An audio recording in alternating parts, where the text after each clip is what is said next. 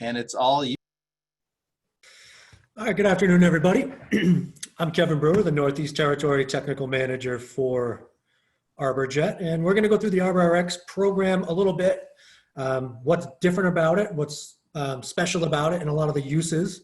And then after, we'll get into the questions, and hopefully with the, through the presentation, just be thinking about, opportunities you might have for it that we can, discuss after, and, any other questions you might have about it.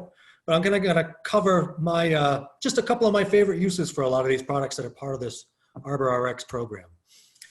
So in general, this program is, it's designed to maximize tree and shrub health through a more prescriptive treatment of, fertility in the soil. So we can actually tailor this to site-specific instances rather than kind of having a blanket program where you just kind of give everything the same old feed as a maintenance thing. So this is going to really be working with individual properties in a prescriptive manner to make some long-term benefits.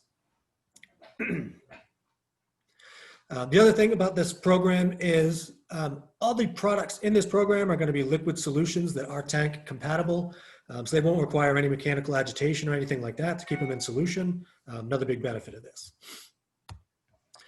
So this is kind of the breakdown of it. It's comprised of these products here listed on the left, the Arborplex, the BioMP, Enviroplex, and so on.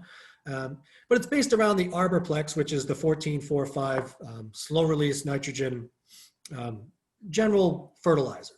And then based on your site, whether it be, the general maintenance, you may combine it with Enviroplex, which is a humic acid, or if it's, poor soil microbial activity, the BioMP would be, carbohydrates from molasses that, would help stimulate that kind of growth.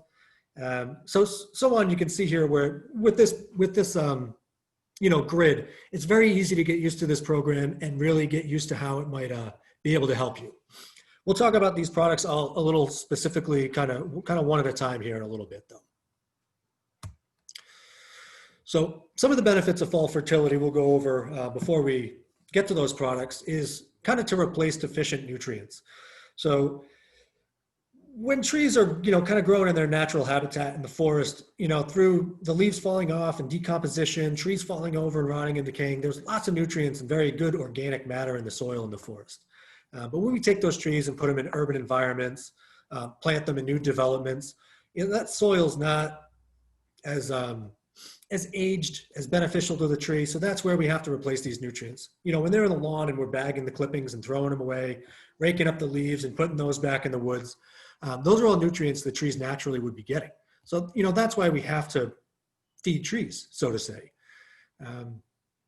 But giving them a good end of the season, basically in the fall with a fall fertilization, is going to make sure that they have a really good start to the season. When those buds break open and they start growing, you're going to have a lot more benefits to that spring growth by giving them, what they need in the fall after using nutrients all season long, and then taking away the leaves and things like that.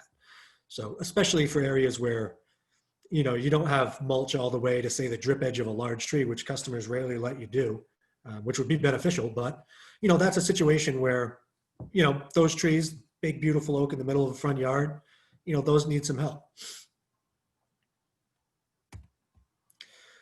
So the Arborplex, that initial fertilization is 1445, so it's fairly low NPK. That slow release nitrogen is going to give you that consistent extended feeding. Kind of break down over time, not just a quick pump of energy into the tree. It won't cause that excessive fast growth that fast release nitrogens do. Also being a slow release fertilizer, it doesn't have those salt issues that fast release fertilizers have. If you use a nitrogen from a saltier source, if you put that on a tree with root damage, it can actually drag water out of the tree and cause a lot more problems. So this being the slow release nitrogen isn't going to give you those issues that the fast releases will. So this is going to give you that extended benefit and good greeno. It's going to improve stress tolerance and promote a more balanced root and shoot growth. The thing about roots is they're very opportunistic. So even from new plantings to existing trees, those roots and shoots are going to grow to where life is the best. So if you've got an area of the soil that has good moisture, more organic matter, all the roots are going to want to tend to go that way. But for establishment trees, getting nutrients and water availability all around that tree is going to give you a long-term, healthier, more balanced root system for a longer living tree. So just having good available nutrients all around for trees is better for long-term growth. So here's some research we've done with this product versus other ones. So, stressed trees tend to have, sometimes they can have a lot smaller leaves. They grow pretty slow. They don't really have that available nutrients that they would need. So with this, you can see they get back to that normal growth, which is expected of them, or what that species would do normally. So you can see it kind of picks up in those stressful situations to a more healthier plant. Here we used it on some transplanted dogwoods, against some other products. We did 2 applications with the Arborplex, and that one on the right there, you can just see that much deeper green leaf. The chlorophyll in that is much more efficient. Those leaves are a lot healthier. So that tree's photosynthesizing much more efficiently. The nutrients in the soil can be used properly. And that tree is going to have a lot more energy for self-defense, where transplanted trees sometimes don't have a lot of stored energy left after trying to reestablish. So this is a great product to use to get trees back to, firing on all cylinders as quickly as possible. So BioMP, this is the carbohydrate molasses-based soil conditioner product.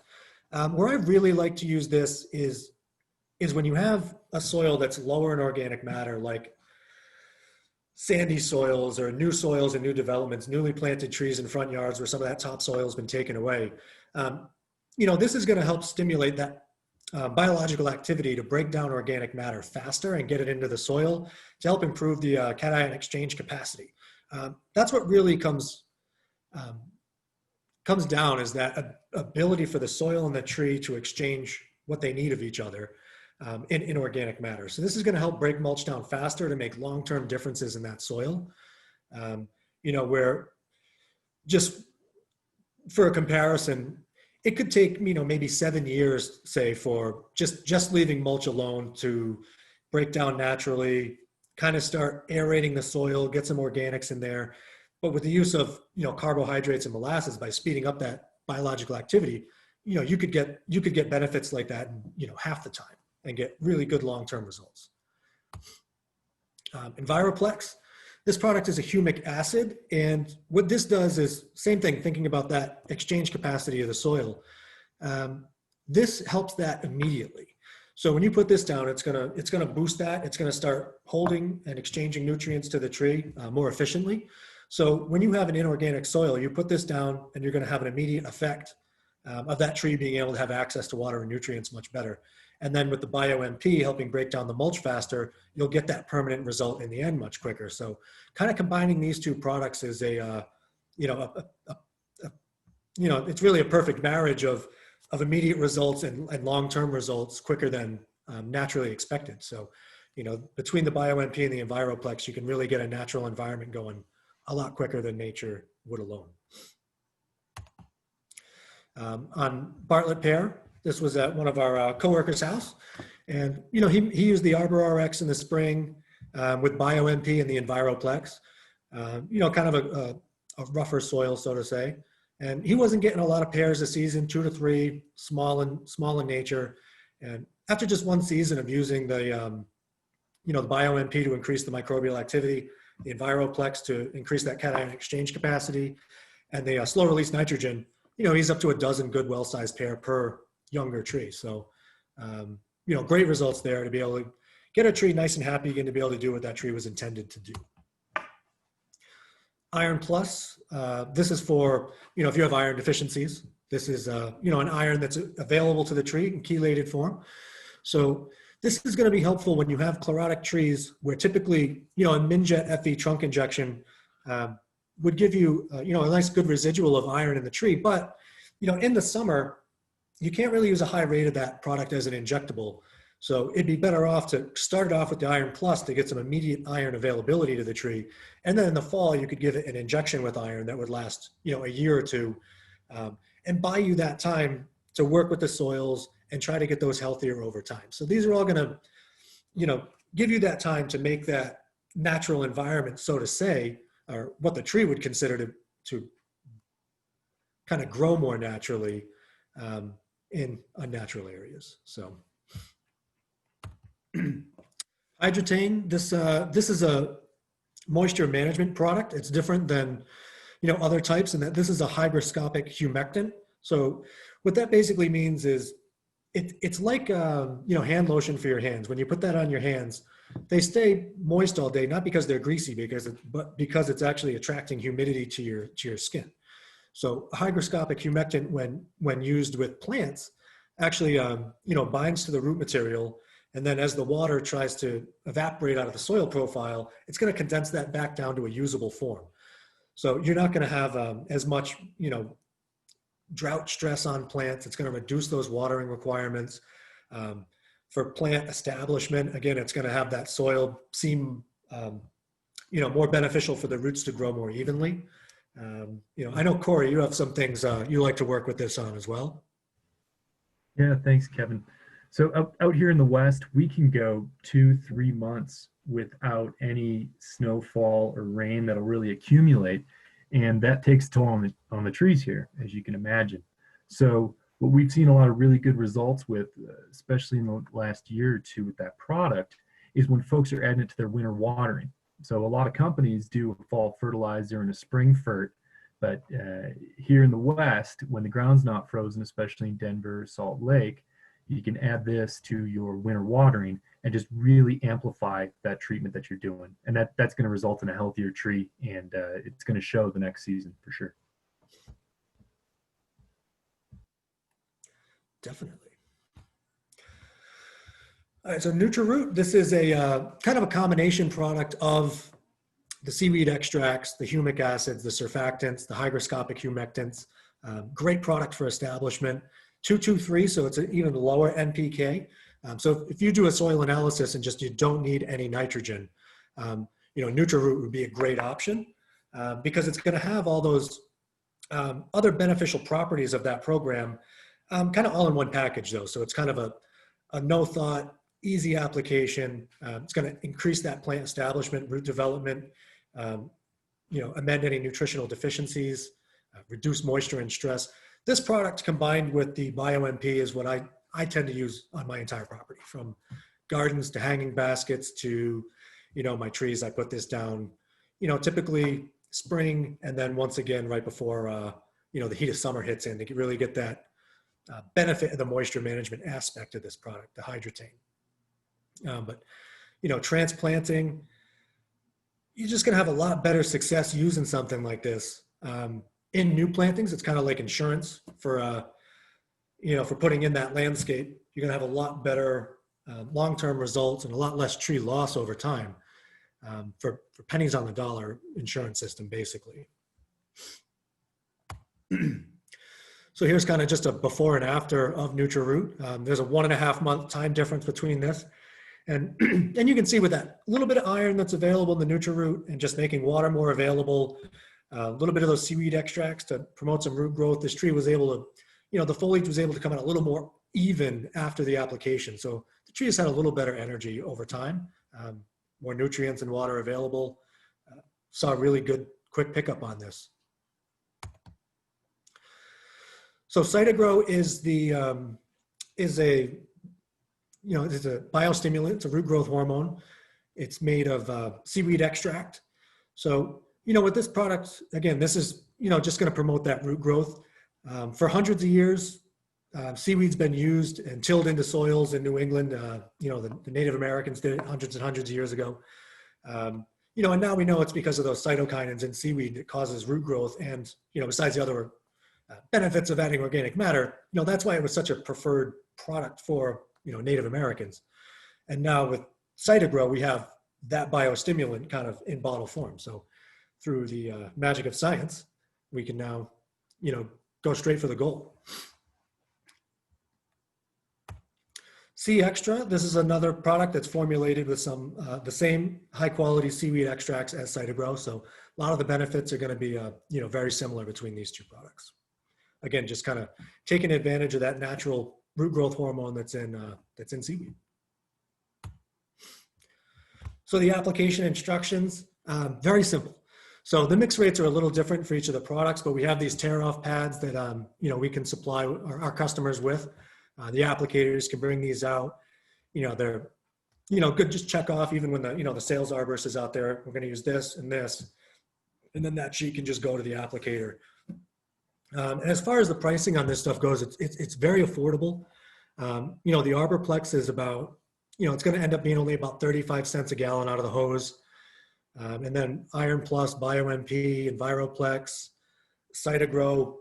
I mean, these are all 2 to 5 cents a gallon out of the hose. So, it's very inexpensive to be able to really tailor these programs to the property, starting with just a general fertilizer if need be. And then for just a couple pennies, you can add that humic acid. You can add that molasses for the extra benefit.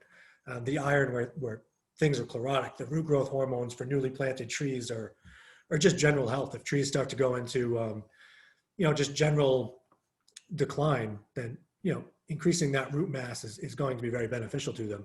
So again, these other things, they really don't add much to the cost of it. They really just add to the benefits. And that's why this program is so great. I wish I had access to this 5 years ago when I was running plant healthcare departments myself.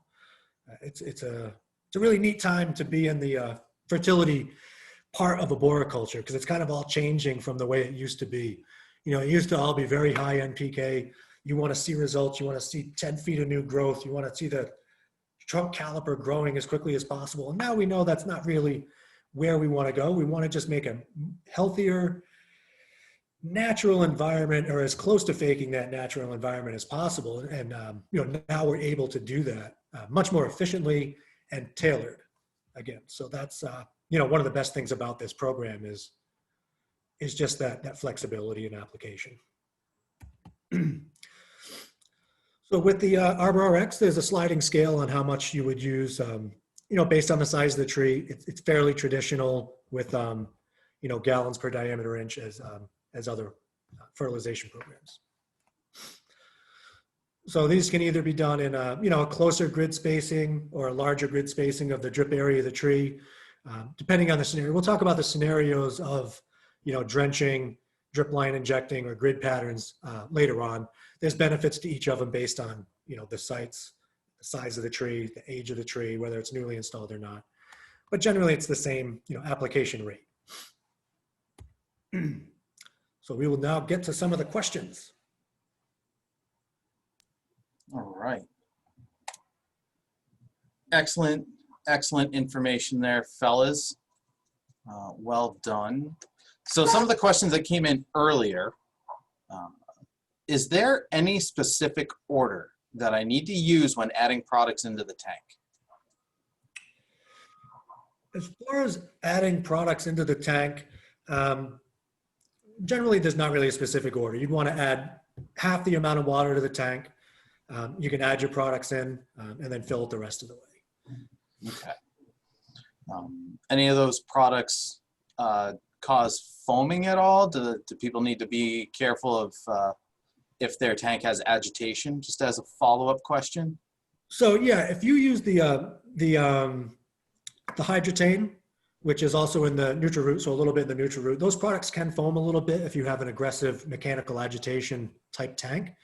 But that's the benefit of it. With the liquids, you don't need that heavy agitation. So if you're using a system that does have that, add those products last. Once that tank is full, let it mix around a little bit, kind of more towards the end. And you can use some of the defoaming agents if need be. Good to know. All right, so just started my PHC program this year, mainly doing EAB, chlorosis, and fire blight treatments. Customers are asking for fertilization, and I would like to incorporate that. So any tips or things to steer towards or steer away from when adding a deep root or a drenching fertilization program? So for this, if getting into fertilization is a core aspect of plant healthcare. So it's a great line to get into when you're starting off with things like EAB, chlorosis, and fire blight, because EAB, if you have an ash, you have a problem. Chlorosis is those visual issues, and fire blight is very obvious also. But they're limited to certain species. So, you know, when you get into fertilization, it really broadens the horizon for your plant healthcare. So to get into it, just using things that are more just generally beneficial to trees, you can get into that maintenance of healthy plants also. You know, those trees that are just in planting beds that a customer cares about that says, you know, what should we do for this? You know, adding bioimpede and Enviroplex to a tree like that, or, you know, the Arborplex for a little bit of nitrogen if it has, you know, too much natural materials being taken away through fall cleanups and things like that. So, you know, just generally when people ask about trees and what you can do to keep them healthy, it's a great time to do the, you know, fertilizations. And that's going to help you get back on that property annually to scout for other problems that could be more serious.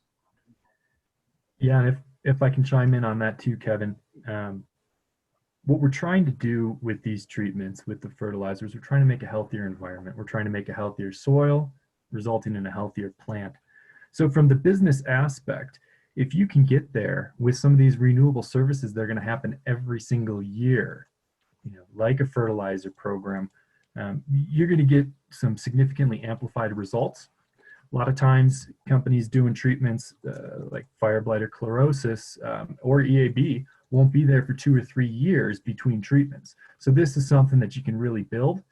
In addition, not every company, and you have to check with your local Department of Ag, but not every company has to have a qualified supervisor or a pesticide applicator's license to apply this line of products. So if some folks are just starting out, this can really help you get your confidence and build up your book of business moving forward. Nice. Excellent points. All right, I have shrubs that need nutrition. They're getting thin around the back. What do you recommend? So in this situation, you know, as long as it's not a sunlight issue through shading, you know, if they're getting thin on the backside, you know, it could possibly be just a difference in the quality of soil on one side of the plant than the other. There could be more competition in nutrients because, you know, 2 plants have roots in the same area. So this would be a great place to use, you know, the Cytogrow for, you know, even out that root system. Moisture manager, if you think you have a sandy problem on one side of the plant, to even out that moisture availability.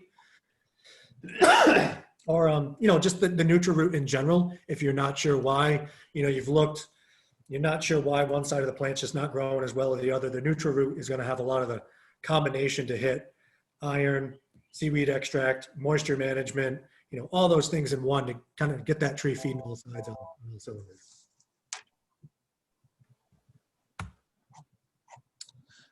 Is there a need to inject versus soil drench? Is there a risk of it getting tied up in organic matter? And should this be watered in after treatment if I soil drench?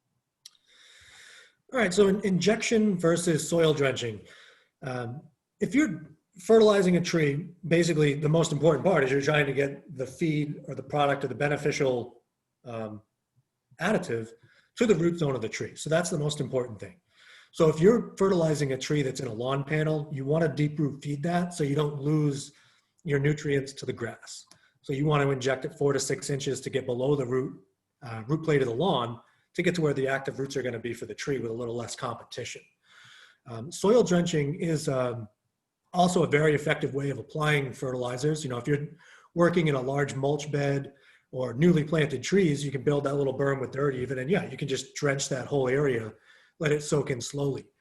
As far as watering it after, you would choose to do that whether or not you thought the product got to the root zone. You know, if you've got 5 inches of mulch, that's not a situation where I would try to soil drench it. But if you've only got, you know, 1 or 2 inches of mulch, which is recommended in most scenarios, you know, that drench will get under there to the roots and be available. Okay. Yeah, Kevin, I'm a big fan of the soil drench, especially as it relates to shrubs and any places where the landscapers might have thrown some irrigation heads or anything like that that you know you're going to poke through. I know I've poked through dozens of lines before, and they all seem to be in those mulch beds. So I think if folks are running into a shrub situation like the individual right before this, that would be a great opportunity to hit it with the soil soak. Definitely. This this is kind of the visualization of the different ways that people fertilize trees, the grid method, drip line, and drench. So, the grid method is fairly predictable. If you go on, an 18-inch spacing, you only need about a pint of the product per injection site. If you go more towards like a 3-foot injection spacing, you'd be about a half gallon per injection site on spacing. So the grid is helpful when you do have those nitrogen deficiencies because you're going to spread it very evenly throughout the root system of the tree. On established plantings especially is where I would like to do that. Or if you have, a very fast draining sandy soil, you'd want to distribute smaller amounts over, over that area, less per site. Drip line feeding, this is great for, those trees your common trees that are in your, 10-inch caliper range, because you're talking about maybe a 15, 20-foot spread. So, that just going around the drip line every couple feet and getting a couple gallons of product in there is going to be right in that root zone. So that's a great way. Or new plantings right around the root ball area. You wouldn't grid a new planting out because those roots aren't that far out yet. You've got a larger tree than you have root zone. So, the drip line would be, very beneficial there. Drenching, like we talked about earlier, depending on what the media is, just kind of drenching that whole area inside of that drip edge with shrubs. Again, extremely beneficial to do the drenching with shrubs. A lot easier to just do the, 50 gallons per 1,000 square feet or 100 gallons per 1,000 square feet. And just evenly spread that and get that throughout the area. For larger trees, if they're actually in mulch beds where we like to see them, then yeah, drenching is a very fast, efficient way to get the nutrients to the tree. Kevin, have you ever seen with any of the injections or any of the soil probing that you've done that occasionally if you're doing this fertilizer, that you'll actually see green tufts if they don't take care of their lawn as much? You'll see where that probe was the next year. Have you noticed that at all? I have noticed it with some of the products. I see it a lot with the not the next year, but if you use the moisture management products, like a month later when you're there to do a checkup visit or something, you'll see where those moisture management products were in the lawn if it's not irrigated. Which is it's a great thing to know, great thing for us to help people with, because ultimately folks watching this, you're the ones on the front line. You got to set that proper client expectation that they may see that. So it's certainly not something you're going to see on every property, but call back for that one. Just, maybe you can have the conversation about proper irrigation during your next site visit. We've seen, I see 3 questions that have come in through the chat, so we'll make sure to get to those shortly. But this one, is there any risk of burning the vegetation growing under the trees or even turf? No, there's not a risk of that with these products. Again, it's a slow release nitrogen, so they're not high salt products, so you're not going to have that threat of burning. The types of fertilizers that are high in salts are the ones that would burn, where that's just not the case with this line. If the tree is experiencing drought stress or it's hot, should I wait to treat or how should I proceed? This is kind of along the same lines. You're not going to do any harm by putting these products down when there is a tree in drought stress. Just if there is a drought stressed tree, it would be more important to really to add that hydrotain in there to get the stress off the tree. Above all else, that would be the most important thing in a drought stress situation, is to get down that hydrotain immediately. And then if you were going to do a fall feeding, still come back and do your fall feeding, but get that moisture management product down as soon as possible. And yeah, if it's convenient, feed it at the same time. It's not going to do any harm. Cool. Korey, just to follow up on that one, as I'm in New England we like to call a flatlander. Being I don't go to the mountains all that much. Does elevation play any role in drought stress? I know you're at an elevation where humidity is typically a lot less. So is there anything else to watch out for the higher in elevation you get? That's actually a good question, and we've been playing around with that with hydrotain, which is that hygroscopic humectant, at a couple different elevations. Denver seems to be receiving it well. The hardest thing about that is we're so dry out here. We just went 2 months without any measurable precip. So products like hydrotane um, aren't going to live as long in that soil. In addition to that, we're in a much drier region. So how that product works, like Kevin discussed earlier, is it condenses some of the available moisture and humidity. But we're normally in single-digit humidity. If it gets to 20%, it's feeling a little thick. So that's a product that we write on there, we put on there that it's going to last about 90 days. Out here with these less developed soils and drier atmosphere, I would encourage you to put it down a little bit more frequently than that. Okay. Are 2 treatments useful, or is 1 sufficient annually? Again, this is going to come down to situational. Sometimes once a year is fine if you're just doing a check-in maintenance feed. But if you have a fast draining soil, sandy soil, you might want to split that fertilization into 2 to make it more available, like a spring and a fall or a summer and a fall, just to let that tree have it available more evenly. So if you have a tree that is in stress, you may want to break it into 2 different treatments to help it through the season. You're not going to over apply these products by using them twice in the same year. And if it's just your annual check-in maintenance feed in the fall, just the 1 is going to be helpful. Okay. When dealing with urban soils and low organic matter, where do I start? I love this question. Like we were saying back in the presentation, I would start with the Arborplex, the BioMP, and trying to get some mulch down over that soil with the Arborplex. If you have very low organic matter, you're probably not going to have a lot of available nitrogen. So getting some fertilizer in there and then getting the mulch down, getting the Arborplex on there to increase the exchange capacity of the soil, and the BioMP for the long-term effect. So that triple combination is going to be where I would start.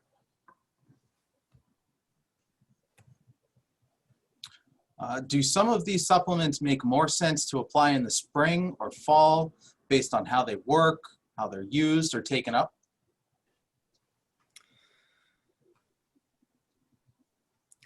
So I guess are some products better to use in the spring versus the fall?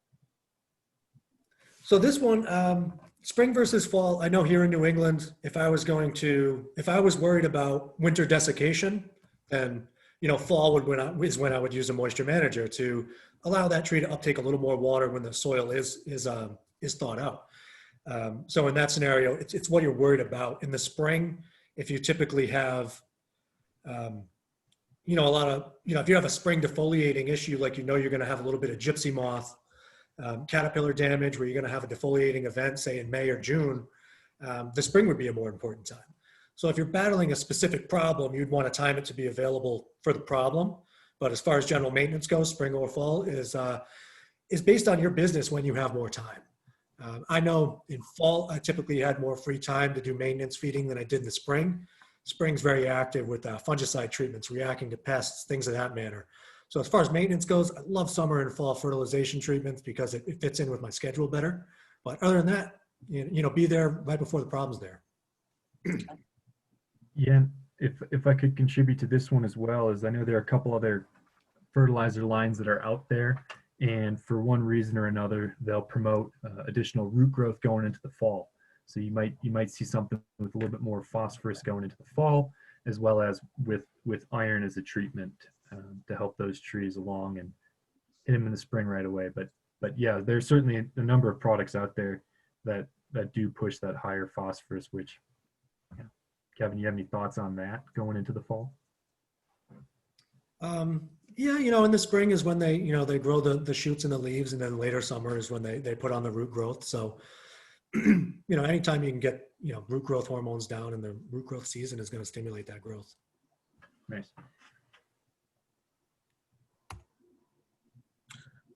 When is the best time to end fall application? Is there a cutoff date, or I guess maybe better because we cover the entire country and people are all over the place.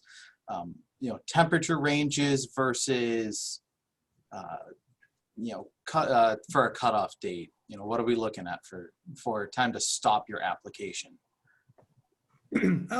Once the soil temperature gets down to about 40 degrees is just kind of a general rule of thumb.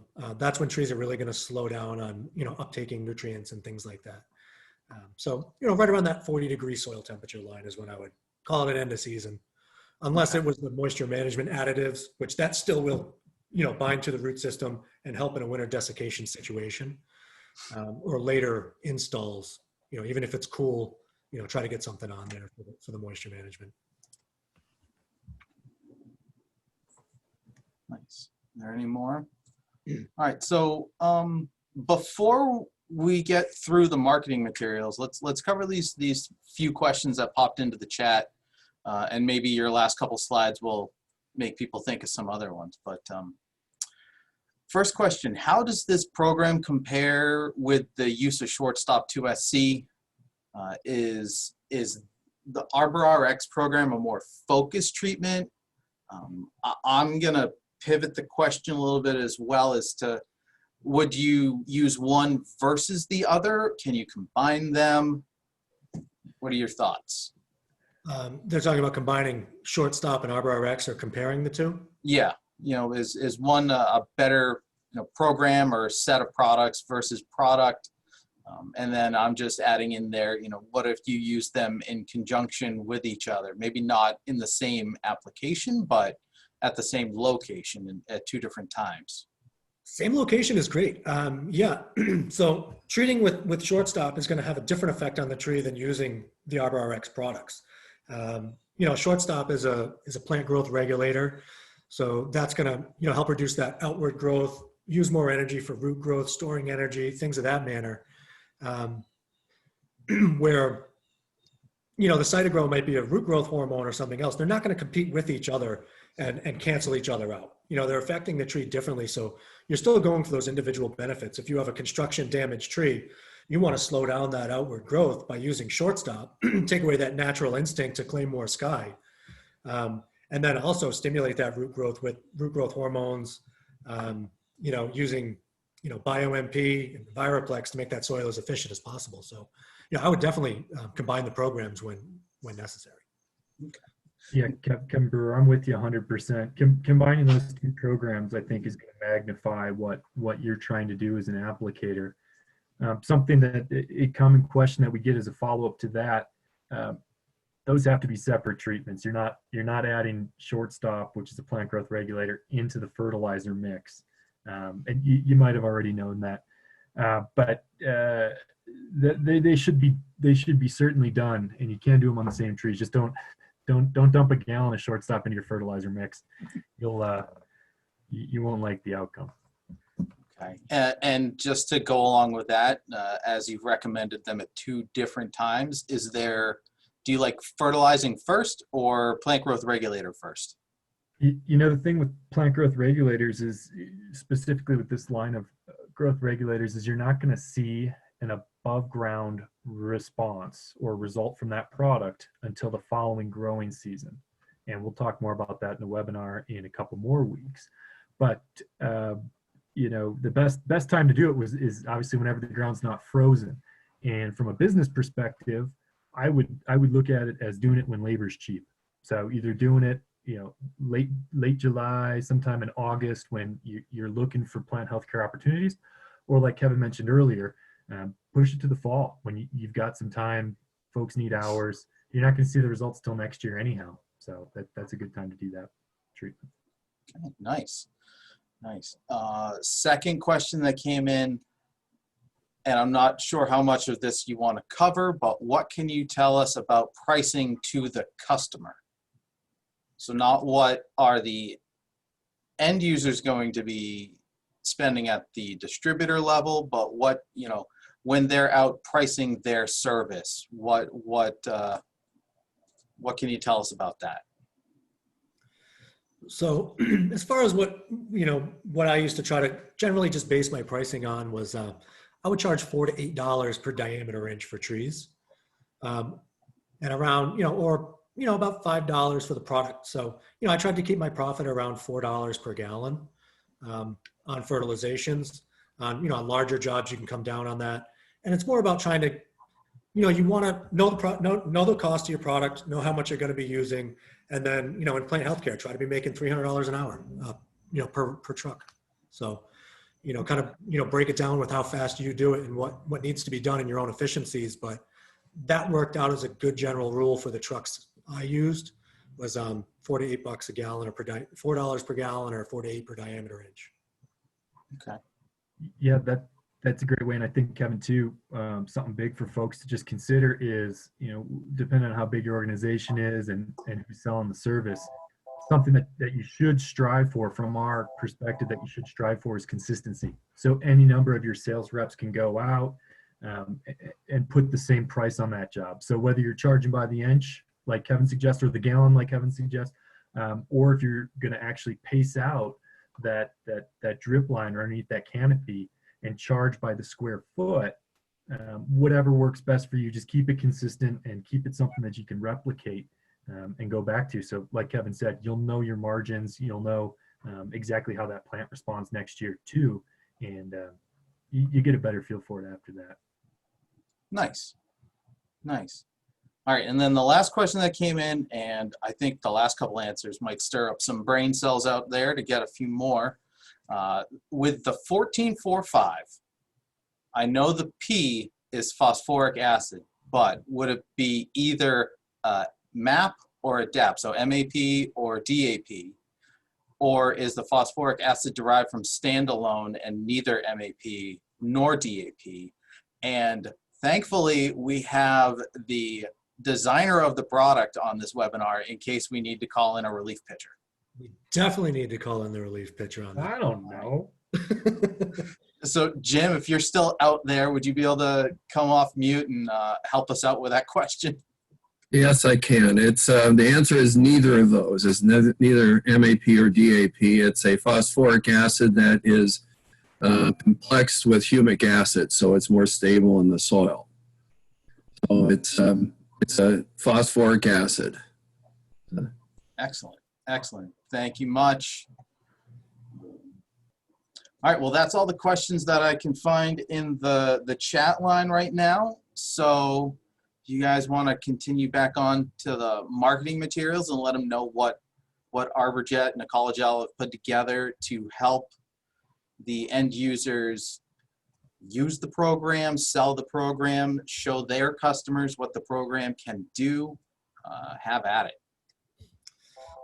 Yeah, so these are just some, great things. Like I said, we have these tear-off pads. We can, we have these just in stacks of 50 to 100. We can send off as many as you'd like.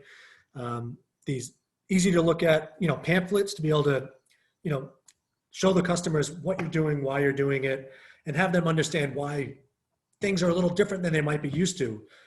Customers are very open to information. I found in my experience, if they're paying for something, they care about their trees, they want to know why. And the more you can tell them why, sets you apart from your competition and let you maintain that customer instead of battling over nickels and dimes with the next tree company down the road. So, with these marketing materials, you have something to give them. You have something to help sell it. You've got the program easily laid out in a grid form for the sales arborist. Makes it extremely simple and sets you apart. Support, we've got it all over the place. So, I'm up here in the Northeast. Trent, JB, Kevin Lewis, Emmett, we're all very highly certified, experienced arborists with this program. We also have Rebecca Knapp and Eric Stephenson, which are, they're good with the trees. They're even better with turf. So, whether you're trying to get a healthier turf program or tree program, we've got you covered from coast to coast, even Alaska and Hawaii. So that's pretty much the presentation. Thanks for joining us. One last thing is there is an early order program for ArborJet and Ecology this year. So, if you're just reach out to your distributors to discuss that more thoroughly with them. And I'm sure they're happy to work with you on that early order programs. All right. Well, thank you, gentlemen. Well put together, well spoken, lots of info. Jim, thanks for coming in as relief for that one technical question. I thought we might have to do that. As for that, again, everyone, hopefully you have entered your information on the sign-in sheet. I just put it right at the bottom. Might as well stop the recording.